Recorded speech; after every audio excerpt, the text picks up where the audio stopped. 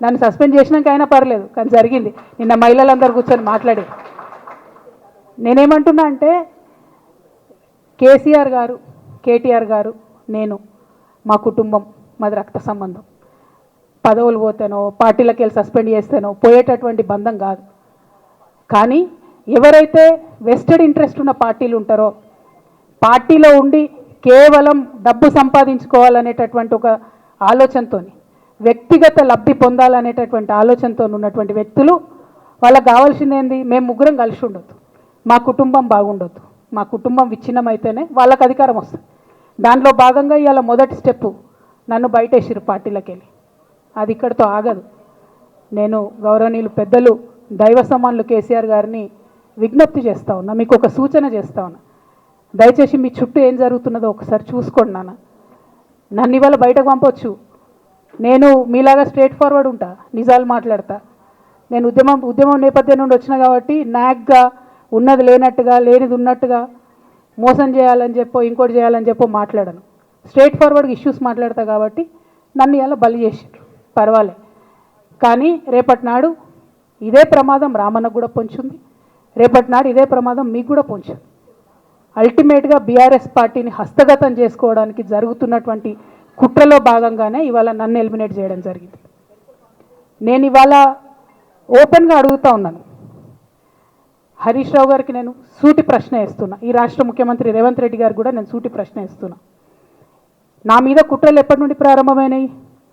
ఎప్పుడైతే హరీష్ రావు గారు, రేవంత్ రెడ్డి గారు ఒకే ఫ్లైట్లో హైదరాబాద్ నుండి ఢిల్లీకో, ఢిల్లీ నుండి హైదరాబాద్లో ఒకే ఫ్లైట్లో వాళ్ళిద్దరు ప్రయాణం చేసి వచ్చినప్పుడు హరీష్ రావు గారు రేవంత్ రెడ్డి గారు కాలు పట్టుకొని సరెండర్ అయినాక ఈ కుట్రలు స్టార్ట్ అయినాయి, నా మీద ఈ స్టోరీలు స్టార్ట్ అయినాయి, మా కుటుంబాన్ని విడగొట్టాలనేటటువంటి కుట్ర స్టార్ట్ అయింది. నేను ఛాలెంజ్ చేస్తూ ఉన్నా, రేవంత్ రెడ్డి గారు మీరు చెప్పండి, ఆ ప్రయాణం జరిగిందా జరగలేదా? హరీష్ రావు గారు మీరు చెప్పండి, ఒకే ఫ్లైట్లో మీరు రేవంత్ రెడ్డి గారితో కలిసి వచ్చిండ్రా రాలేదా? ఆ తర్వాత నుండే నా మీద ఈ కుట్రలు జరుగుతున్నాయా లేదా? సరెండర్ అయింది మీరు. ప్రతి ఒక్క విషయంలో దాదాపు ఒక 7-8 ఇష్యూస్ ఉన్నాయి, ఇన్సిడెంట్స్ ఉన్నాయండి. అఫీషియల్ పిఆర్ఓ ట్వీట్ చేస్తాడు, Congress party official PRO tweet చేస్తాడు, ముఖ్యమంత్రి గారు పిఆర్ఓ, ఈ పాల వ్యాపారంలో అవినీతి జరిగిందని. తెల్లారి 2-3 పేపర్లలో వస్తుంది, 3వ రోజుకి మాయమైపోతుంది. అదే కేటీఆర్ గారినేమో 3 సార్లు విచారణ పేరుతో పిలిచి వేధిస్తారు.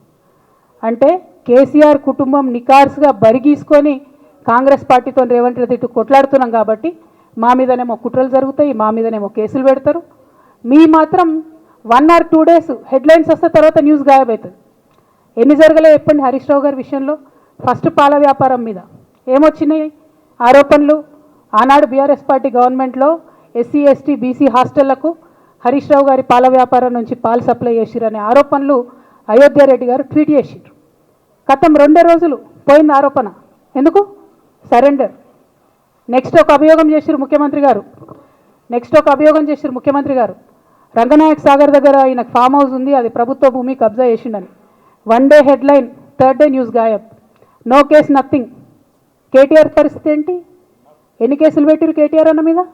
ఎన్నిసార్లు పిలిచిండు విచారణకు? ఇవన్నీ పక్కన పెడదాం, నిన్నటి లేటెస్ట్ ఇష్యూ మాట్లాడదాం. కాళేశ్వరం కానీ ఇంకోటి కానీ ఏ ప్రభుత్వంలో అయినా పొలిటికల్ పాలసీ చేసేవాళ్ళు, విధానపరమైన నిర్ణయాలు తీసుకునే వాళ్ళు ముఖ్యమంత్రులు ఉంటారు. కింద ఉన్నటువంటి మంత్రులు దాన్ని ఎగ్జిక్యూట్ చేయాలి. కేసీఆర్ గారు ఒక పాలసీ డెసిషన్ తీసుకున్నారు, నేను కాళేశ్వరం ప్రాజెక్టు కడతా, దానికి ఇన్ని డబ్బులు ఇస్తా అని. ఆనాడు మంత్రి ఎవరు? ఎగ్జిక్యూషన్ చేయాల్సింది ఎవరు? 2014 నుంచి 2018 వరకు తుమ్మిడిహెట్టి దగ్గర నుంచి మేడిగడ్డకు స్థలం మార్చినప్పుడు మంత్రి ఎవరు? ప్రాజెక్టులు డిసైడ్ చేసినప్పుడు మంత్రి ఎవరు? అన్ని మీటింగ్లు టెక్నికల్ ఇష్యూస్ చూసుకోవాల్సింది ఎవరు? ఇవన్నీ రేవంత్ రెడ్డి గారు మాట్లాడారు. నేను మొత్తం అసెంబ్లీ స్పీచ్ చూడరు మీరు, వీళ్ళ మ్యాచ్ ఫిక్సింగ్ అనేది మీకు తెలిసిపోతుంది. ఏం మాట్లాడరు ఆయన. ఎంతసేపు కేసీఆర్ కాళేశ్వరం కట్టిండు, కేసీఆర్ కుటుంబం 1,00,000 కోట్లు తిన్నది. అరే 2007 నుంచి ఇప్పటివరకు కాళేశ్వరం 1,00,000 కోట్లు కూడా ఖర్చు కాలే. 1,00,000 కోట్లు ఖర్చు కానీ ప్రాజెక్టులో 40 లక్షల ఎకరాలకు నీళ్ళియంగా కూడా 1,00,000 కోట్ల అవినీతి అయింది అంటారు రేవంత్ రెడ్డి గారు. దాన్ని మళ్ళీ ఓన్లీ కేసీఆర్ గారి గురించి చెప్తారు, హరీష్ రావు గారి గురించి మాట్లాడరు. ఎందుకంటే ఇంటర్నల్ అండర్స్టాండింగ్ ఉంది వీళ్ళిద్దరికి. నేను రామన్నను ఒకటే రిక్వెస్ట్ చేస్తున్నా, అన్న ఇవాళ మీతో బాగున్నట్టు వాళ్ళు నటించవచ్చు, హరీష్ అన్న కావచ్చు, సంతన్న కావచ్చు, కానీ వాళ్ళు మన మంచి కోరుకునే వాళ్ళు కాదు, వాళ్ళు తెలంగాణ ప్రజల మంచి కోరుకునే వాళ్ళు కాదు, వాళ్ళు కేసీఆర్ గారి మంచి కోరుకునే వాళ్ళు కాదు.